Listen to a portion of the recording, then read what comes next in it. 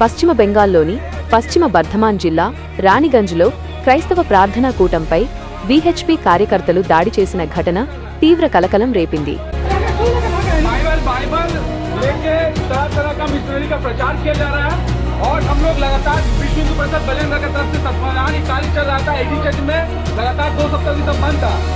రాంబాగన్ ప్రాంతంలో ఆదివారం శాంతియుతంగా జరుగుతున్న ప్రార్థనలపై విశ్వ హిందూ పరిషత్ స్థానిక నాయకుడు శుభం రౌత్ నేతృత్వంలో ఒక బృందం ఒక్కసారిగా దూసుకువచ్చింది.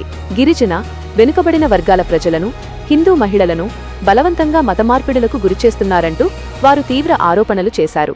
ప్రార్థనల్లో ఉన్న విశ్వాసులను భయభ్రాంతులకు గురిచేస్తూ హెచ్చరిస్తున్న దృశ్యాలు సామాజిక మాధ్యమాల్లో వైరల్గా మారాయి. సమాచారం అందుకున్న పోలీసులు అక్కడికి చేరుకుని ప్రార్థనల్లో పాల్గొన్న సుమారు 25 మంది క్రైస్తవులను విచారణ నిమిత్తం అదుపులోకి తీసుకున్నారు.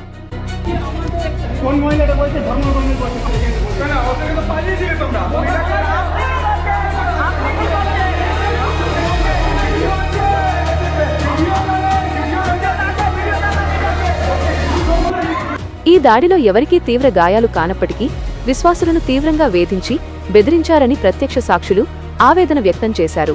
దేశంలో రాజ్యాంగం కల్పించిన మత స్వేచ్ఛకు భంగం కలిగించేలా ఈ దాడి జరిగిందని స్థానిక క్రైస్తవ నాయకులు తీవ్రంగా ఖండించారు.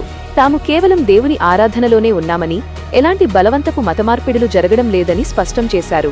ప్రార్థనలకు రక్షణ కల్పించాలని, దాడికి పాల్పడిన వారిపై కఠిన చర్యలు తీసుకోవాలని వారు పోలీసులకు వినతిపత్రం సమర్పించారు.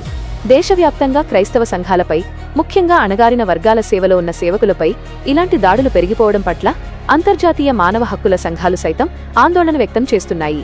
చట్టాన్ని చేతుల్లోకి తీసుకునే వారిపై కఠినంగా వ్యవహరించాలని డిమాండ్ చేస్తున్నాయి.